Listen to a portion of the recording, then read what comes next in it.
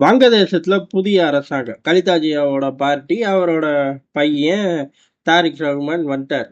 இப்ப அவர் கையில நாடு போகுது.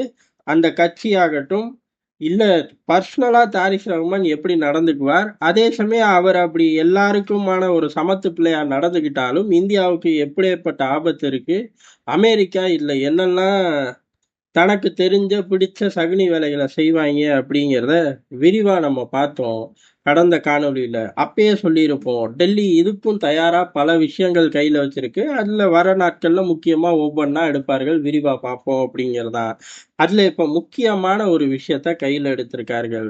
அதுதான் என்ன அப்படின்னா, கங்கை நீர் பங்களாதேஷோட நம்ம பகிர்ந்துதான் கொடுத்துக்கிட்டு வரோம். அதை ஸ்டாப் பண்ணிட்டா முடிஞ்சு போச்சு பங்களாதேஷோட ஜோலி. இப்ப அதை நோக்கி இந்தியன் கவர்மெண்ட் போகுது. சடார்னு அப்படி போக முடியுமா அப்படின்னு கேட்டா, சடார்னு போக முடியும்.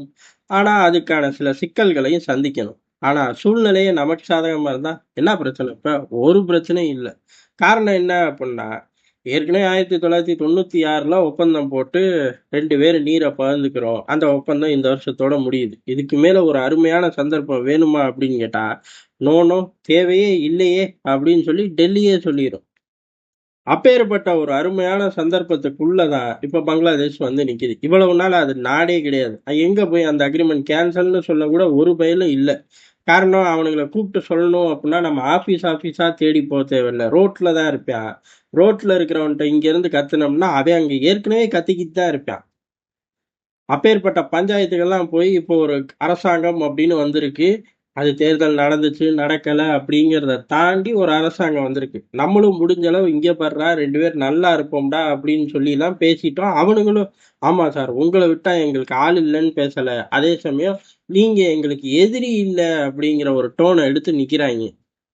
இதுவரை சமத்து பிள்ளைங்க தான். ஆனா அதுக்கடுத்து தாரிக் ரஹ்மானோட பார்ட்டில அடுத்த லெவல்னு சொல்லலாம், ஈக்குவல் லெவல்னு சொல்லலாம். அங்க உள்ள கட்சி கசமுசா அதை பூரா அந்த பயப்பிள்ளைகள்லாம் என்ன பண்றாங்க அப்படின்னா, ஷேக் ஹசீனாவை கொடுத்துரு, இது 2 நாட்டோட உறவை கெடுக்கும், அதே சமயம் நாங்க அடிச்சுக்க போறது இல்லை, இதுக்காக வெளியுறவுத்துறை அமைச்சகம் உட்கார்ந்து காட்டமா பேசும் அப்படிங்கிறாங்க. என்னமோ இவனுங்க அன்னை அமெரிக்கா மாதிரியும் நம்ம இந்தியா மாதிரியும் இவனுங்க வெளியுறவுத்துறையில மூலமா ப்ரெஷர் பண்ண போறாங்களாமா. இந்த நாட்டுக்கு சுதந்திரம் வாங்கி கொடுத்ததே நம்ம தான். இந்த நாடு இன்னைக்கு வரையும் ஓரளவுக்கு இருக்கிற காரணமும் நம்ம தான். இவர்கள் வெளியுறவுத்துறையில வச்சு ப்ரெஷர் போடுறார்களாமா. இப்படி நாசுக்கா பேசி சீண்டி பார்த்தார்கள். அந்த சீண்டி பார்த்ததோட விளைவு தான் இந்த ஃபைல் இன்னும் ஒரு 3 மாசம் கழிச்சு எடுத்திருப்பார்கள். இப்ப இமீடியட்டா டெல்லி செய்திகளை கசிய விடுற காரணம் இதுதான். ஏன் அப்படின்னா, தாரிக் ரஹ்மான் ஆட்டோமேட்டிக்கா ஷேக் ஹசீனாவை கேட்டே வம்பு பண்றது. அதாவது இந்தியா எதிரிலாம் இல்லை, ஷேக் ஹசீனாவை ஒப்படைச்சிட்டா முடிஞ்சு போச்சு. காரணம், அவங்க மேல இங்க ஏகப்பட்ட குற்றச்சாட்டு இருக்கு. அதெல்லாம் நீதி விசாரணை செய்ய தான் நாங்க கேட்கிறோம். அப்படி நீதி விசாரணை செய்யும் போது தடுக்குது இந்தியா அப்படின்னா ஆட்டோமேட்டிக்கா திட்ட தான் செய்வோம், மண்ணள்ளி வீச தான் செய்வோம் அப்படின்னு ஏதோ சமத்து பிள்ளைங்க மாதிரி ஒரு டோன் எடுக்கிறார்கள். ஆனா இதான் வில்லங்கத்தை கொண்டு போய் விட்டுருச்சு. காரணம், இப்ப கங்கை நீர்ல இந்தியா கை வைக்குது. சரி, கை வச்சதுக்கு அப்புறம் என்ன ஆகும் அப்படிங்கிறதா. நமக்கு இப்போதைக்கு 3 ஆப்ஷன் இருக்கு. அதாவது டெல்லி இப்ப யோசிக்கிறது ஸ்டாப். ஏன் அப்படின்னா, நம்மளோட தேவைகளும் ஜாஸ்தி ஆயிடுச்சு. 1996ல இருந்த மாதிரி இப்ப இருக்கமா அப்படின்னு கேட்டா சத்தியமா இல்லை. எல்லாமே கூடி போச்சு. எல்லா தேவைகளும் நமக்கு அதிகரிச்சிருச்சு. அதே மாதிரி இந்த நீர் அப்படிங்கிற அந்த ஒரு முக்கியமான விஷயத்துல பாதுகாக்க வேண்டிய பல ஏற்பாடுகளை இந்தியா தீவிரமா செய்யுது.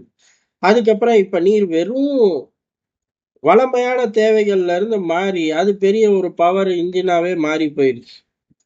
அப்ப எனர்ஜி டிவிஷனுக்குள்ளேயும் நிக்கிறனால அதோட மைலேஜ் அப்படிங்கிறது தாறுமாறா இருக்கு. அதை நோக்கி இந்தியா போறனால முழு அளவு ஸ்டாப்புக்கு இவர்கள் நடந்துக்கிறத பொறுத்துதான்.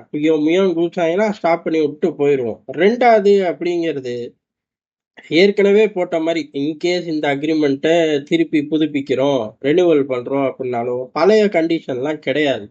உதாரணத்துக்கு பழைய கண்டிஷன் எப்படி இருக்கும் அப்படின்னா, ஒரு 10 நாள் அந்த நீரை அவனுங்க யூஸ் பண்ணா அடுத்த 10 நாள் நம்ம யூஸ் பண்ண போறோம். அடுத்த 10 நாள் அப்படியே ரொட்டேஷன்ல 2 நாடுகளும் நீரை பகிர்ந்திருக்கும் அப்படிங்கிற மாதிரி ஒரே லெவல் கிடைக்கும்.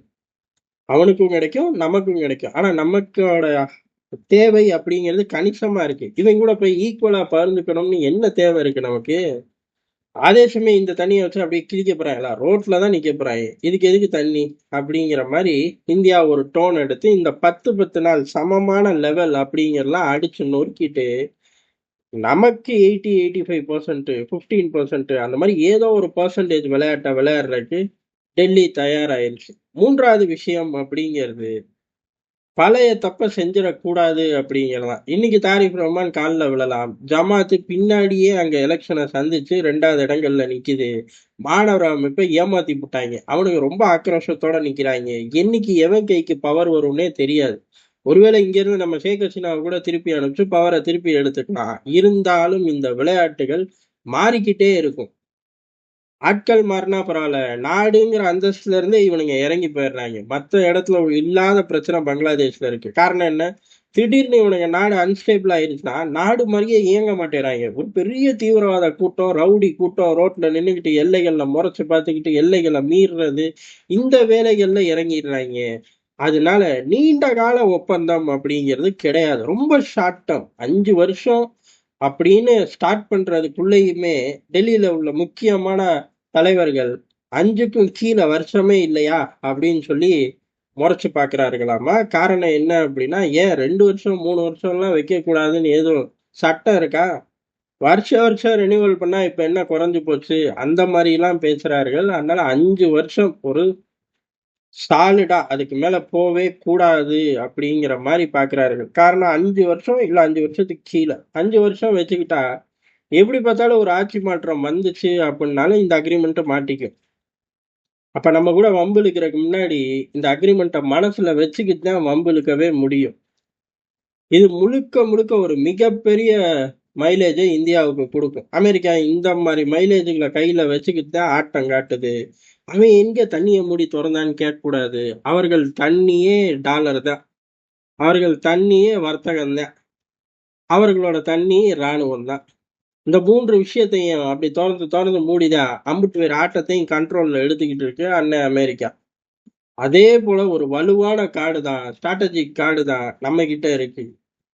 இப்ப டெல்லி பிளே பண்ண தயாராயிருச்சு. இது ஒரு 3 மாசம் கழிச்சு பிளே ஆக வேண்டிய இடத்துல இருந்துச்சு.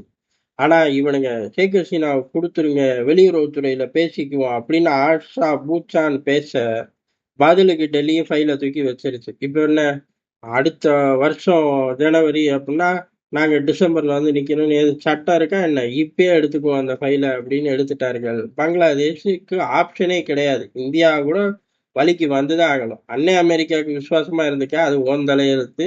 இல்லாட்டி அவன் உன்னை கிளச்சு போட்டுருக்கான். அதே சமயம் இந்தியாவை வம்பிழுக்காத, பகச்சிக்காத, இல்லை இந்தியாவும் கிளச்சு போட்டுக்கும். இதுக்கு மீறி ஓ சமத்து, யார் யாருக்கு எவ்வளவு பர்சன்டேஜோட ஓடி போய் விளையாடுறியோ அது பூரா ஓ சமத்து அப்படிங்கிற மாதிரி டெல்லி பங்களாதேஷ இறங்கி அடிச்சிருக்கு அப்படிங்கிறதா யதார்த்தமான உண்மை.